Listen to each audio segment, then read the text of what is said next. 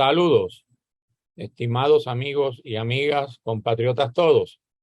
Bienvenidos una vez más a su programa La Voz Boricua, un programa de análisis político, económico, social y cultural de nuestro país y también del mundo.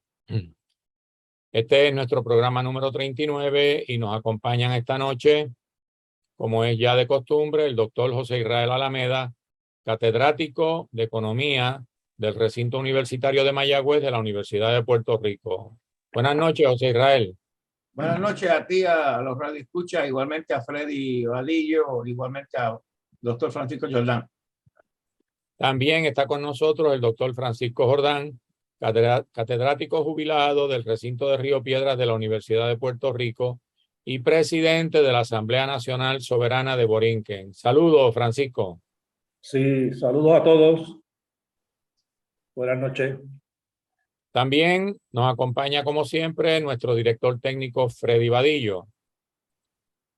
Y que les habla, el doctor Ramón Nenadich, catedrático jubilado del Recinto de Río Piedras de la Universidad de Puerto Rico y presidente del Estado Nacional Soberano de Borinquen.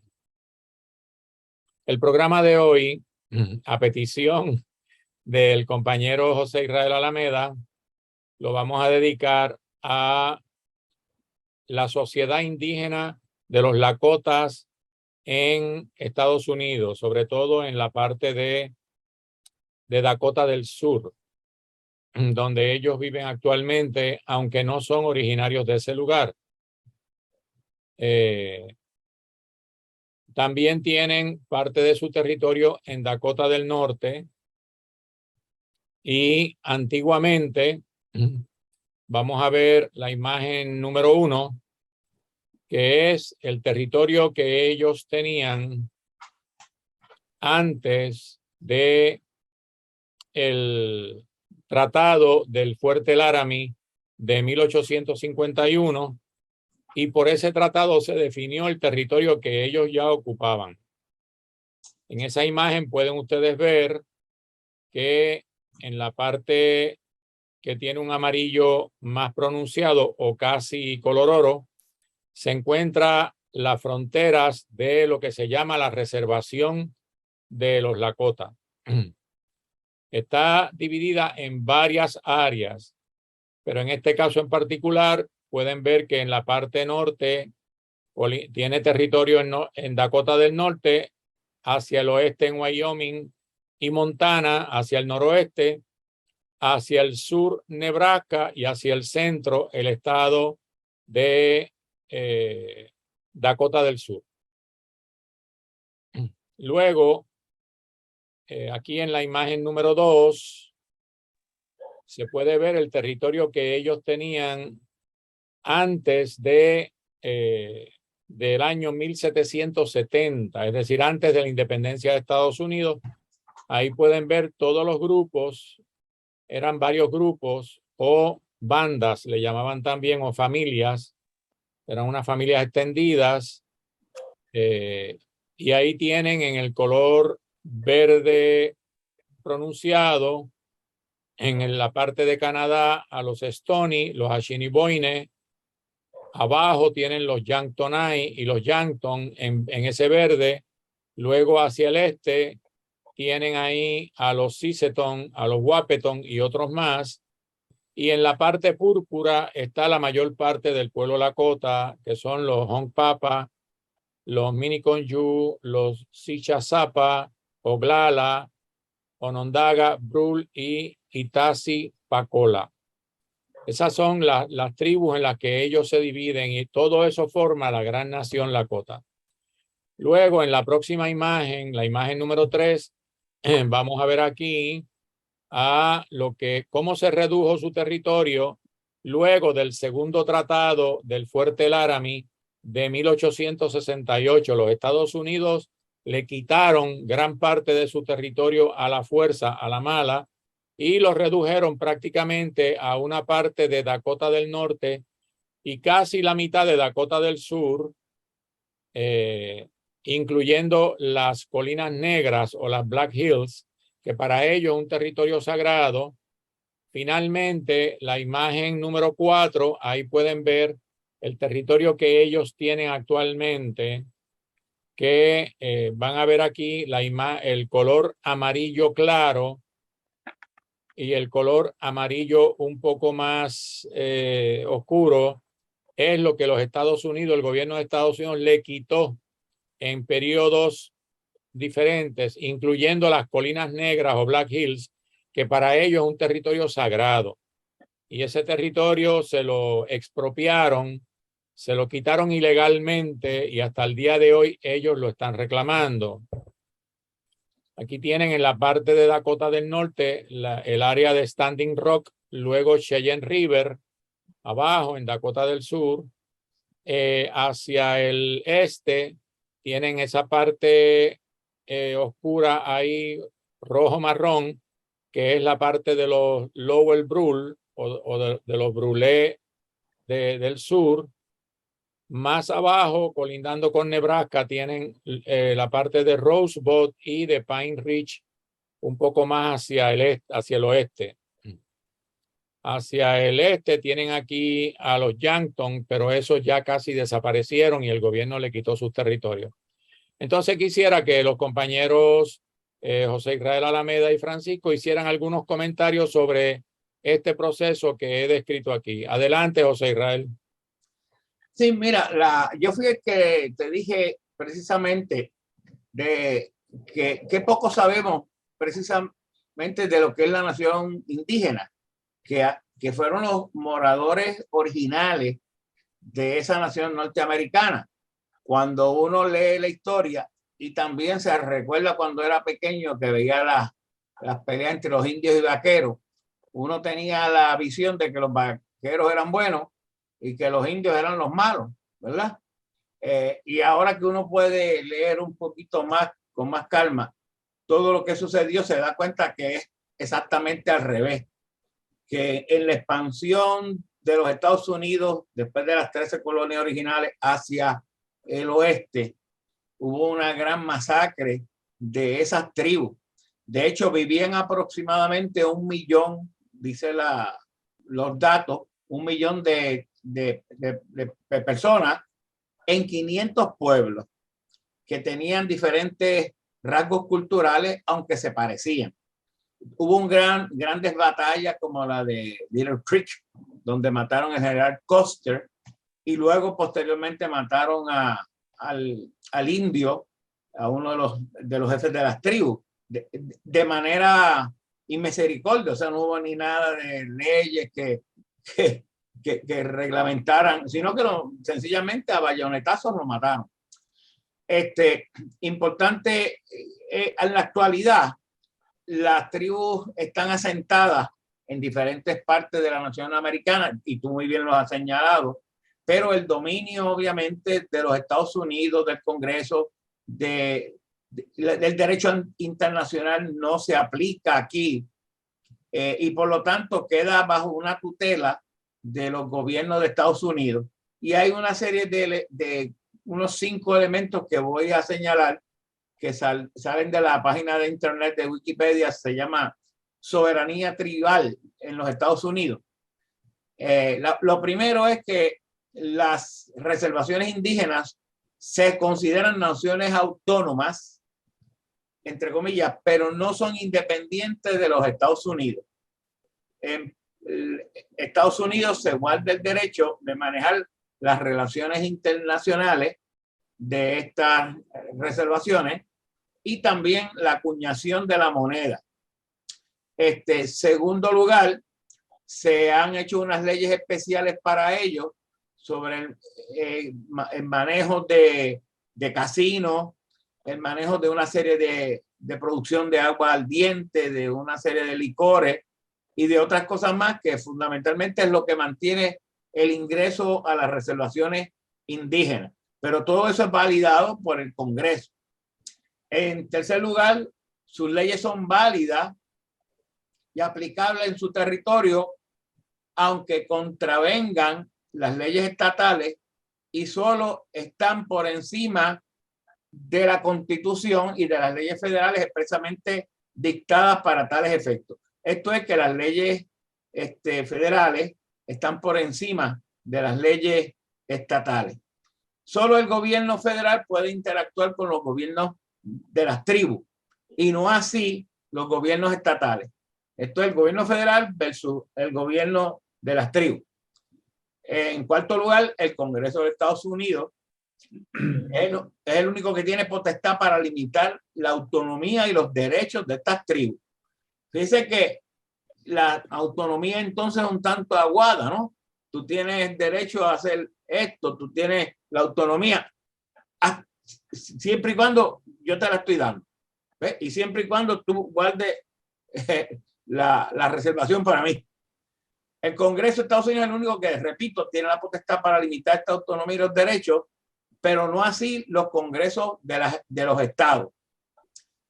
Y finalmente, en una ley federal o tratado, todo aquello que no se diga expresamente que no pueda ser hecha por la tribu. O sea, si dice la tribu puede hacer o no puede hacer, pues si lo dice la ley, pues está dentro del marco de lo que está, de que esta tribu puede hacer. Si no lo dice, pues se sobreentiende de que tiene en cierta soberanía para que estas tribus actúen sobre esas cosas que no dice la ley.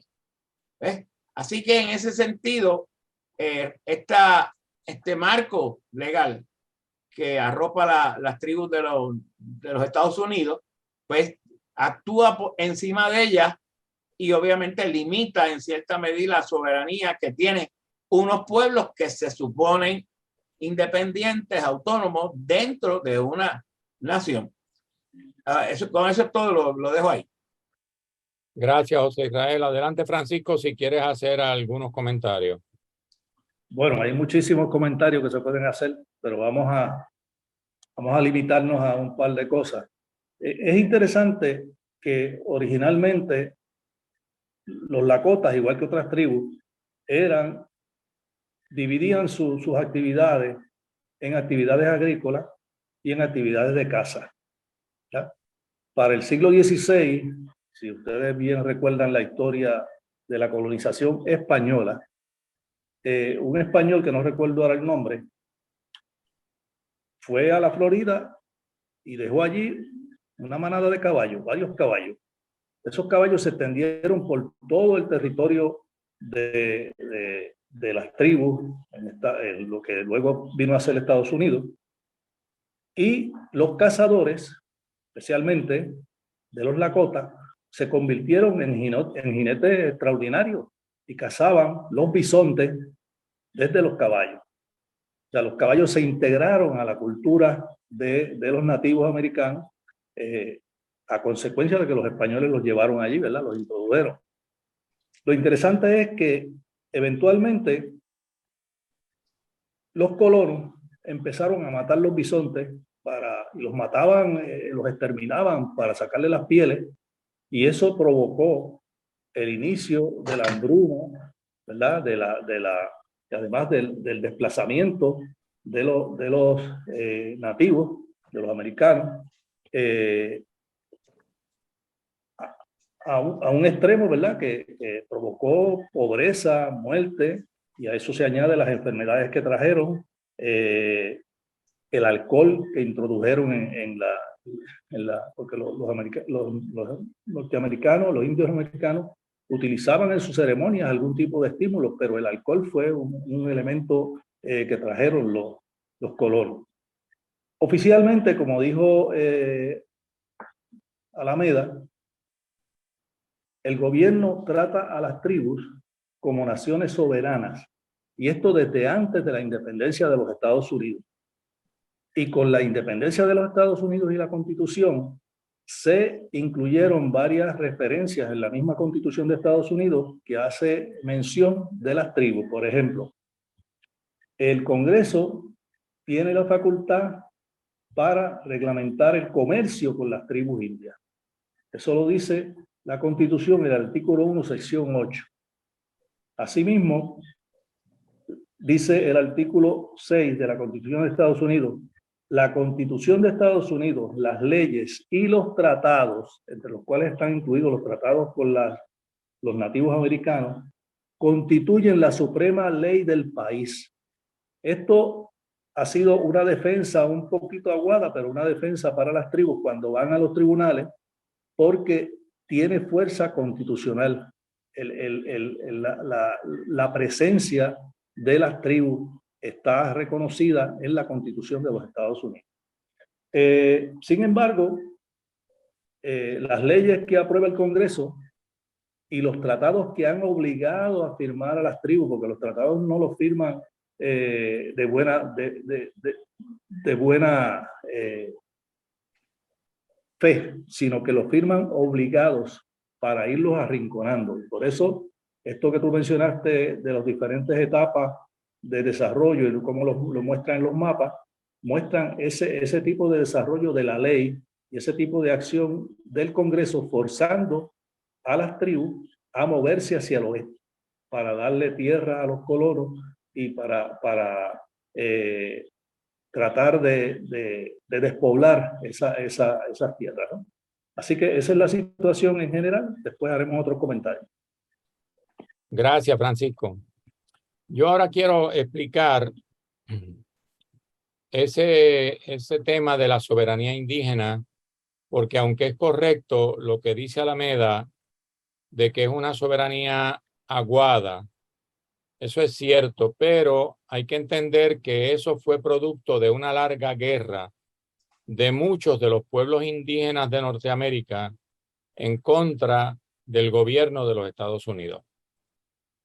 Fueron muchas batallas que se pelearon, especialmente la última gran batalla que fue la de Little Big Horn en Wyoming, donde el jefe Toro Sentado y el jefe Caballo Loco, Crazy Horse, masacraron a más de 200 soldados de una de las unidades del teniente coronel George Custer.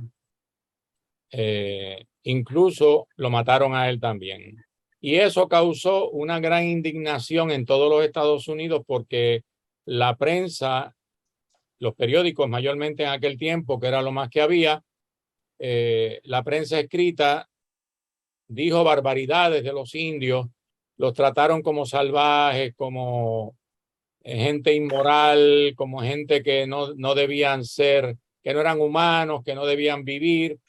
Y entonces el gobierno de Estados Unidos comienza después de eso una etapa de cacería en contra de los que habían participado en esa batalla y luego los arrincona en un sitio que se llama Wounded Knee o rodilla herida, y ahí hay una gran masacre donde matan el ejército estadounidense mata a más de 100 indígenas lakotas desarmados.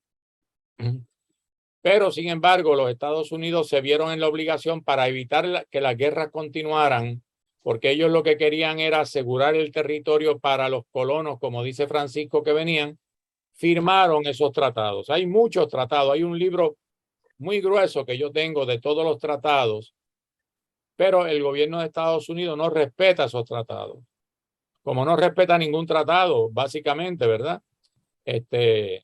Y lo que ha ocurrido es que se ha desarrollado toda una política de represión, de opresión, de empobrecimiento, que la vamos a ver en la próxima parte del programa. ¿Cómo es que esas llamadas reservaciones funcionan? Porque aunque ya describimos lo que son sus territorios, que para los efectos sí son de ellos, la realidad es que el gobierno de Estados Unidos poco a poco se los ha ido quitando, los ha ido mermando en la posesión de su territorio.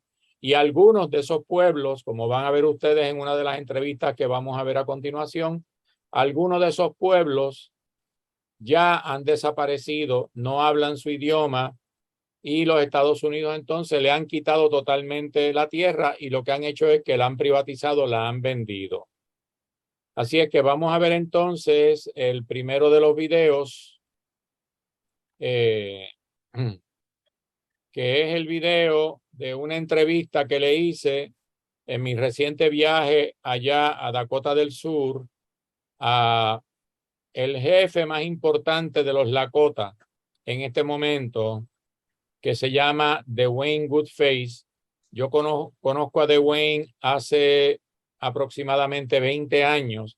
Hemos estado trabajando juntos durante todo ese tiempo en distintas ocasiones. Y ahora cuando yo fui allá, que fuimos precisamente para hacer una ceremonia familiar, que la vamos a ver aquí también para que vean lo hermoso que es eso, pues Dwayne nos concedió esa entrevista. Así es que vamos a ver entonces Freddy, por favor, el video número 1. My name is Ramon. I'm here with my Honka brother, Dwayne Goodface. He's a Nacha of the Lower Brule, Lakota. And I just want to make this interview for him so you can know something about his life and his job and what he has done for the Lakota people in some years. So Dwayne, can you talk a little bit about your experience with the struggles of the Lakotas for keeping their traditions, heritage, and rights? I was raised by my grandparents, so I speak the Lakota language, the Kuwichasha dialect fluently, and my grandfather was on the Black Hills Sioux Nation Treaty Council. I believe it was established in 1926, and it was to recover the Black Hills land. Anyway, then my father was on it, and when he got older and couldn't travel anymore, or he passed it on down to me. So I've been on the Black Hills Treaty Council for 40 years, and I worked with people like David Bald Eagle, Oliver Red Cloud, Simon Broken Leg, all these elders, men that I worked with, and I think I joined when I was like 27 years old, and I'm 76 now. So I've been on it quite a while, and the struggle is still going. Same fight's still going, but we're still losing. Right? Now this land buyback program came, and it's changing the status of the reservation land.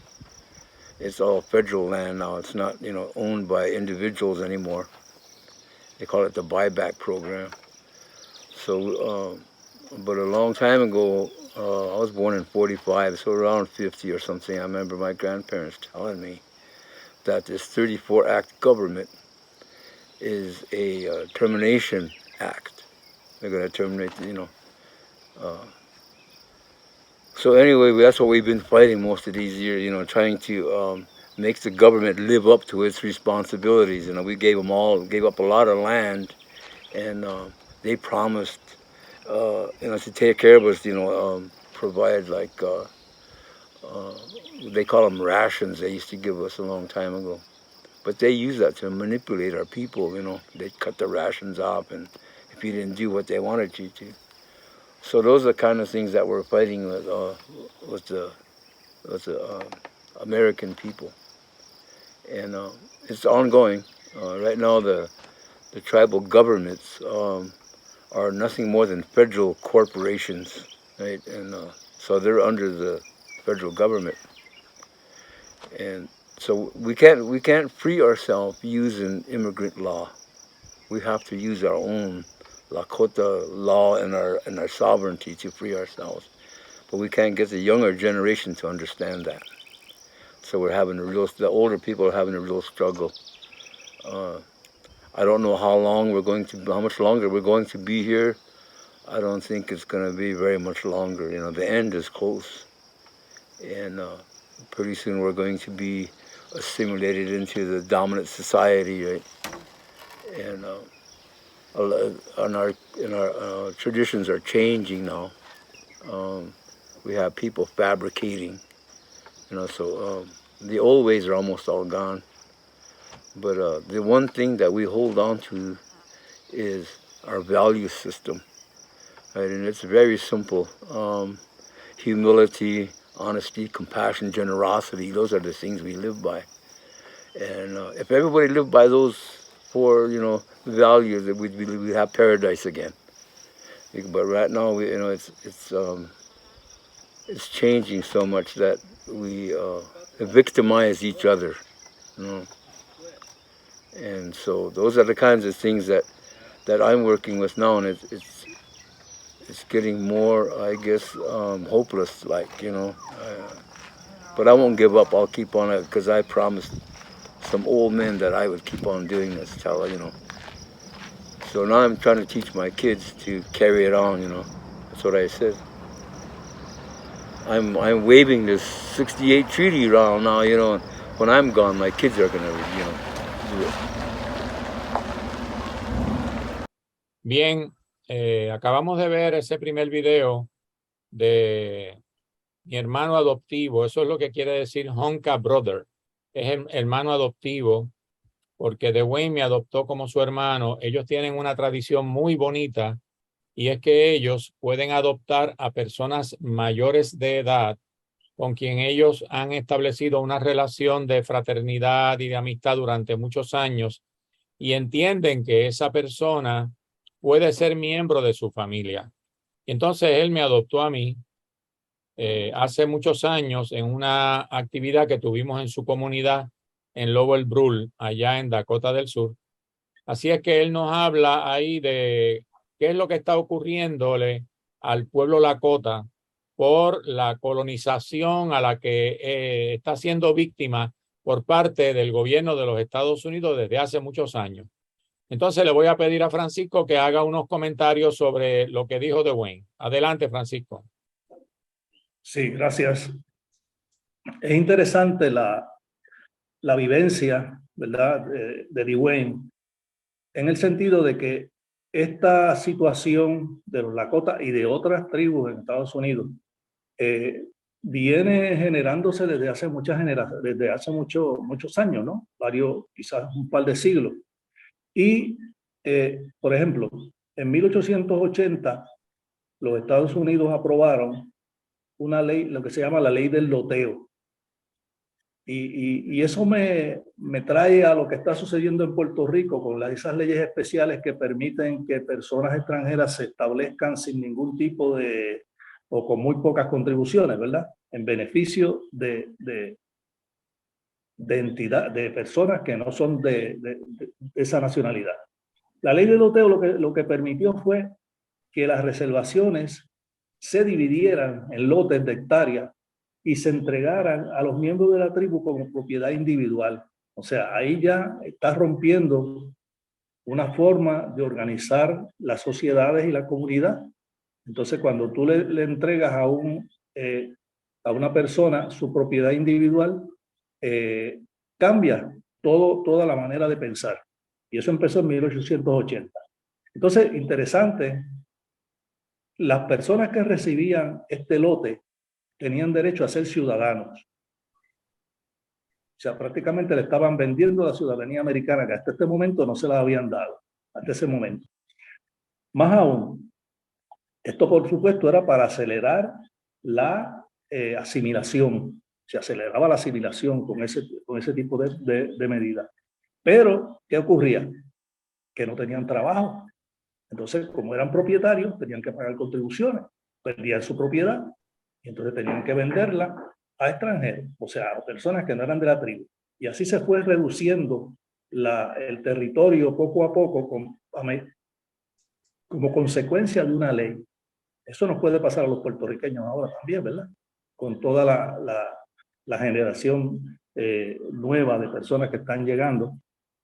Fíjense ustedes, el territorio de las tribus en general en Estados Unidos se reduce de 55 millones de hectáreas que había en 1887, poco antes de aprobar esta ley, a 19 millones en 1934. O sea, una reducción totalmente, ¿verdad?, inimaginable. Dwayne menciona también algo el gobierno federal en 1953 instauró una política de finalización de las reservaciones y las tribus reconocidas y que eran financiadas por el gobierno federal. O sea, vamos a terminar con ese tipo de ayuda, ¿verdad? Obviamente, eso aumentó en los indios la pobreza, la enfermedad, la mortalidad, el uso de drogas, todo tipo de problemas. Todas estas leyes que aprueba el gobierno federal van a traer un aumento en la pobreza, en la tasa de enfermedades, en la mortalidad, en el uso de drogas y todos los problemas que Dwayne menciona. Obviamente, el propósito del gobierno federal es ir eliminando esa población, ir eliminando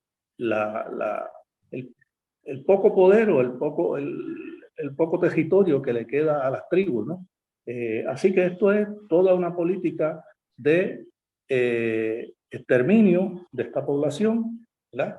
Hay un genocidio que está obviamente ya denunciado. El 97% de estos indígenas Lakota vive bajo el nivel de pobreza. El 95% está desempleado, imagínense ustedes. Y se ha ido a la ONU desde 1984, pero al igual que a los puertorriqueños, pues no nos oyen o aprueban unas resoluciones que no llevan a ningún sitio y las Naciones Unidas no pueden intervenir. Se ha prohibido el uso de su lengua en diversas ocasiones mediante leyes. Se le ha enviado a ciudades, o sea, se le ha sacado de las reservaciones a poblaciones enteras y se envían a ciudades para que se integren a esa población. Se le prohíbe su espiritualidad, o sea, le quitan la comunidad, le prohíbe sus manifestaciones espirituales y le quita sus costumbres. O sea, esto es simplemente una política de totalmente, ¿verdad? De atropello contra esta población. Ramón. Gracias, Francisco. José Israel, si tú quieres hacer algunos comentarios también Sí. sobre eso, adelante. Sí, cuando yo escuchaba al caballero aquí, al hermano tuyo, Ramón, me vino a la mente el siguiente episodio. En el 1854, el presidente de ese entonces de los Estados Unidos, Franklin Pierce, que todos sabemos que era un ferviente fanático de la expansión de los Estados Unidos por razones, ¿verdad?, de intereses económicos, y también fanático de la esclavitud. Dicen, esta anécdota está un poco, ¿verdad?, confusa, pero se supone que sea correcta. Escribe una carta a través de un emisario al jefe de la tribu Seattle, ¿verdad?, para tratar de comprar una tierra y convertir la tierra en parte de esa expansión de los Estados Unidos. Y se ha dicho que este caballero, el jefe Seattle, hizo una de las expresiones más lindas que precisamente dan dentro del marco de lo que está diciendo este caballero, hermano tuyo. Dice él, y estoy citando: el gran jefe de Washington manda palabras, quiere comprar nuestras tierras. El gran jefe también manda palabras de amistad y buenaventura. Esto es amable de su parte, dice el indio, ¿verdad? Seattle, puesto que nosotros sabemos que él tiene muy poca necesidad de nuestra amistad. Ahí le metió un escascarazo. Pero tendremos en la cuenta su oferta, porque estamos seguros de que si no obramos así, el hombre blanco vendrá con sus pistolas y tomará nuestras tierras. El gran jefe de Washington, allá, presidente, puede contar con la palabra del gran jefe Seattle, como pueden nuestros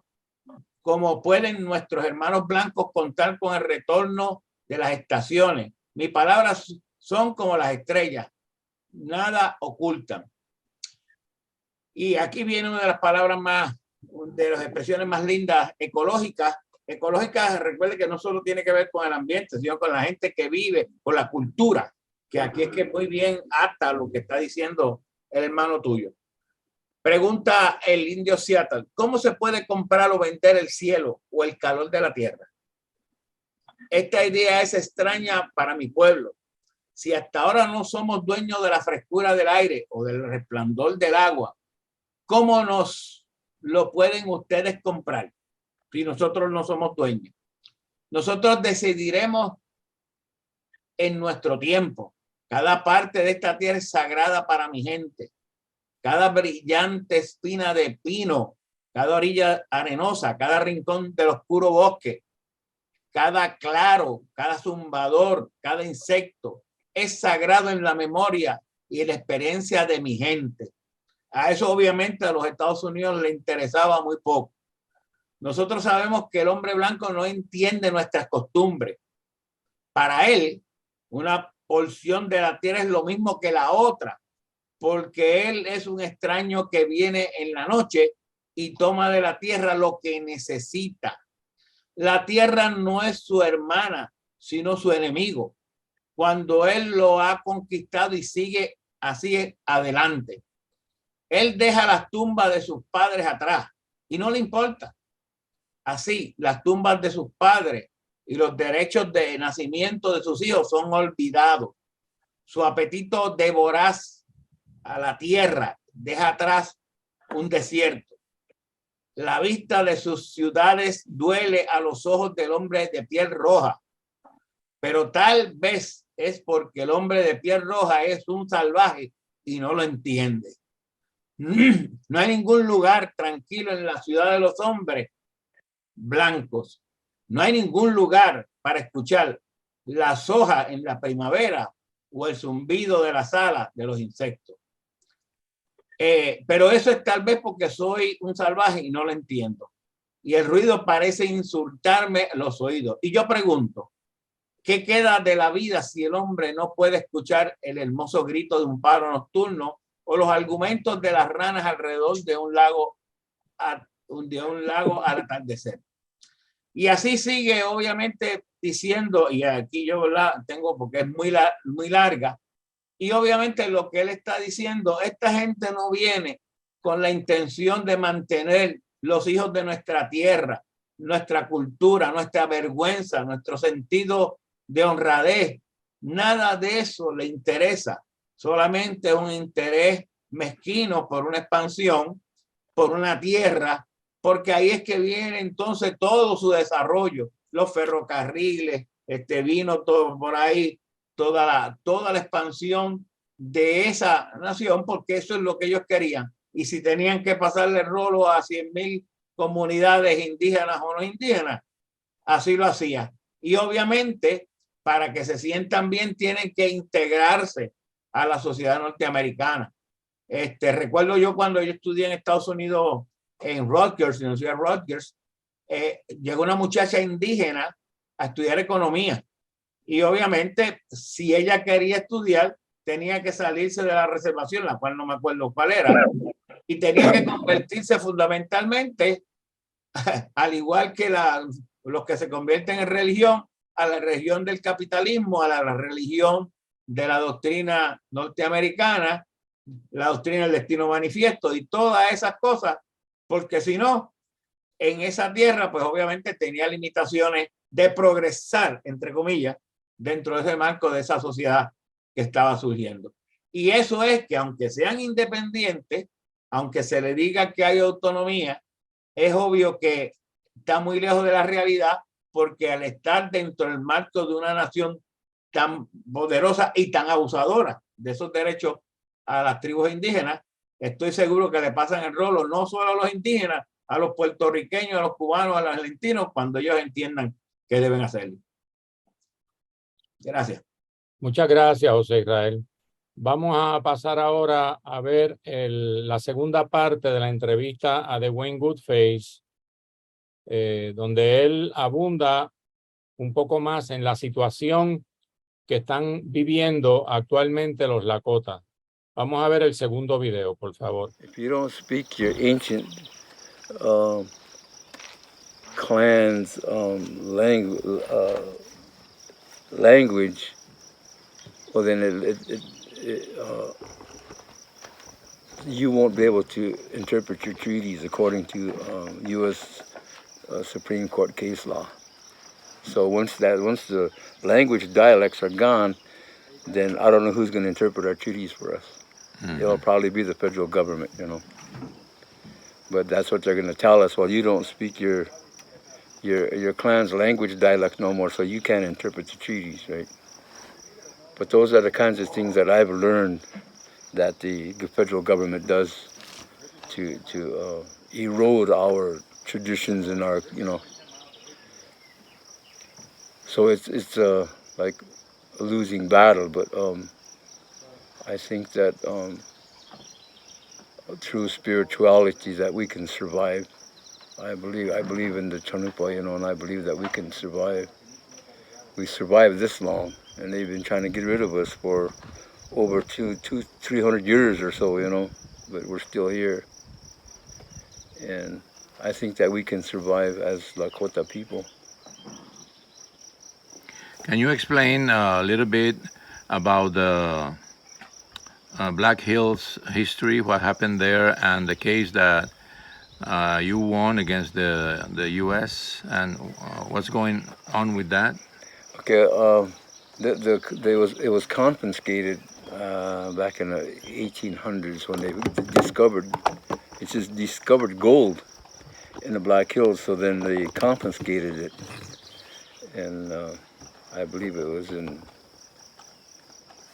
the 1870s, I believe. Anyway,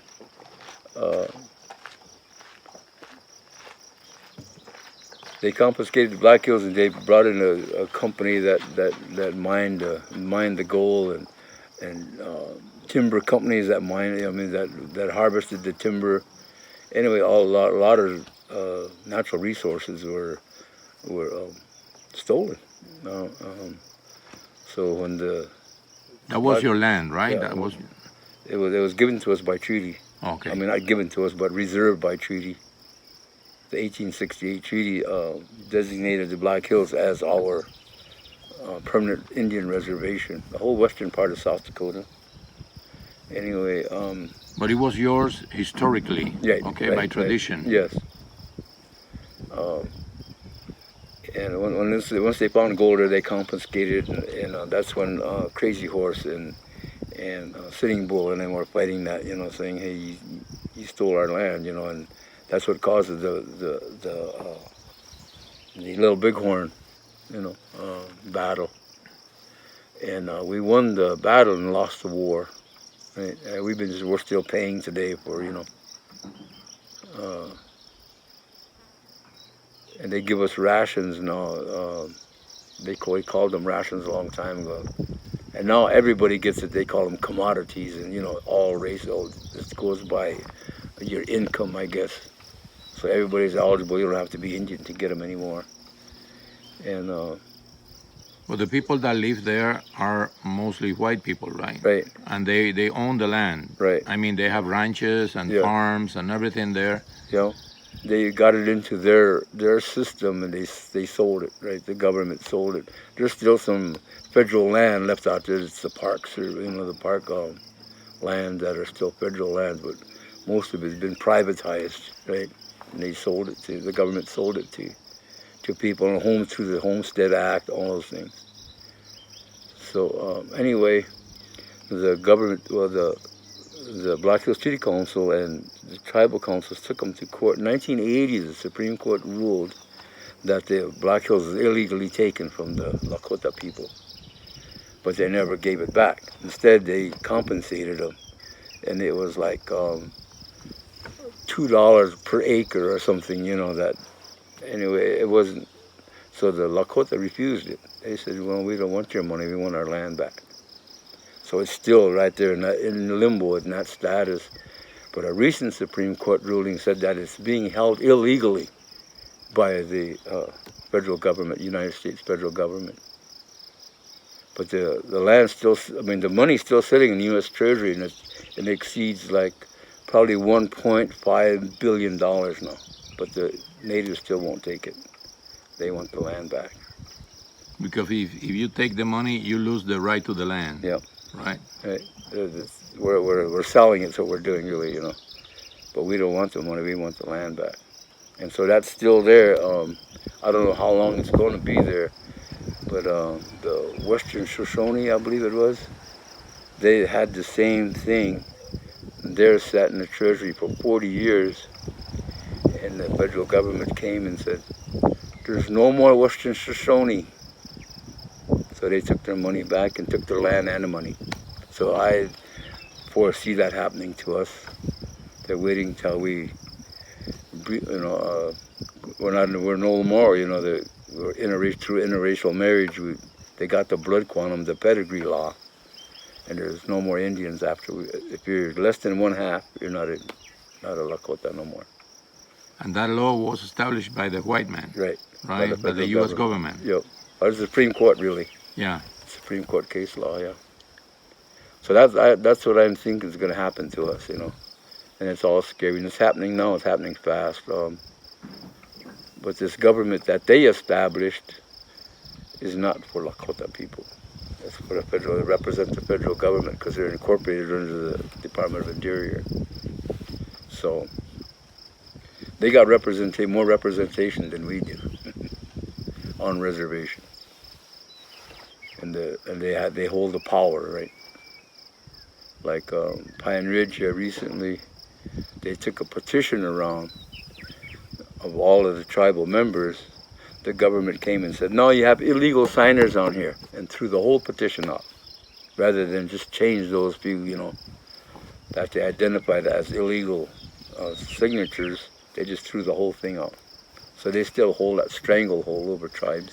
So that means that although the U.S. government says that you are a sovereign nation, in reality you are not. No.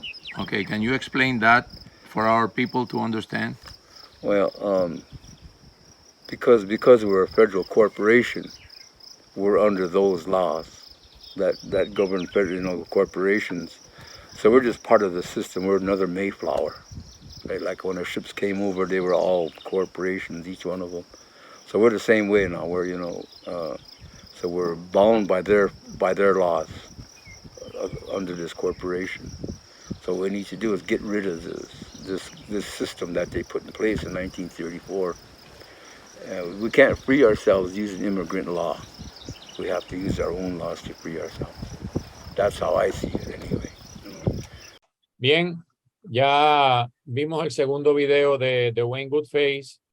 Como les expliqué, Dwayne es actualmente, con toda probabilidad, el jefe más importante de los Lakota.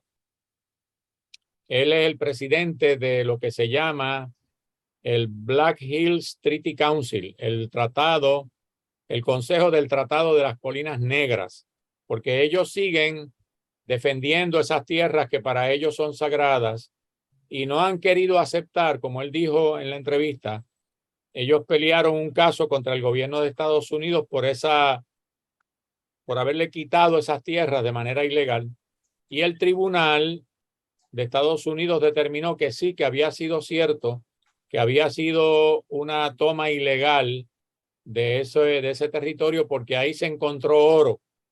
Unos colonos blancos que iban por ahí buscando oro, encontraron unas minas de oro, y eso atrajo a muchos otros mineros y se llenó eso de gente blanca, y ellos comenzaron a pelear contra la invasión de esa gente blanca, y el gobierno de Estados Unidos mandó el ejército no para que pusiera la paz entre los dos bandos, sino para que matara a los indios y le dejaran las tierras a los blancos. Y finalmente le quitó las tierras, nunca le pagó por las tierras. Y en el 1980 ellos ganaron un caso que estuvo varios años en el tribunal en Estados Unidos. Es un tribunal especial que yo no me acuerdo cómo se llama, pero es un tribunal que tiene que ver con asuntos de comercio. Tal vez José Israel lo conoce. Y entonces ellos ganaron el caso, pero no quisieron tomar el dinero, y como consecuencia ya hay acumulado más de 1.5 billones de dólares. 1.5 mil millones en ese fondo en el Tesoro de los Estados Unidos y ellos no lo quieren tocar precisamente porque si sacan ese dinero, para todos los efectos, han vendido las Colinas Negras, pierden sus tierras sagradas. Entonces le voy a pedir a Francisco que haga algunos comentarios sobre eso y después a José Israel. Adelante, Francisco, por favor. Sí, gracias, Ramón. Bueno, obviamente lo que nos acaba de decir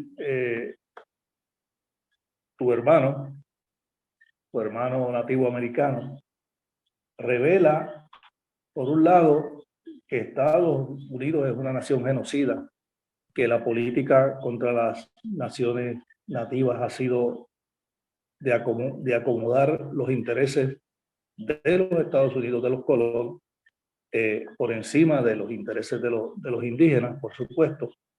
Es una política de mentiras, una política de engaño, ¿verdad? Cualquier semejanza con Puerto Rico es pura coincidencia. Me refiero a Lela, ¿verdad? Y que cuando no pueden hacerlo mediante el engaño, el truco de la ley, lo hacen por la fuerza, ¿verdad? Eso es lo que nos revela eso. Pero por otro lado también nos revela la resistencia que han tenido los grupos nativos.